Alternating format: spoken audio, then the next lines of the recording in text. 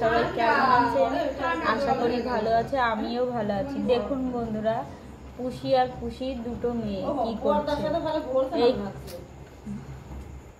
এই যে বন্ধুরা, ওয়াশিং মেশিনে কাপড় কাচা হচ্ছে, আর ওরা ওয়াশিং মেশিনের আওয়াজ দেখে এরকম করে তিনজনাই বসে আছে। দেখুন দেখুন, ওই যে ওটা ভুলু, যেটা পুষির কাছে এখন আসবে, আর এই যে এই ছোট্টটা কালো।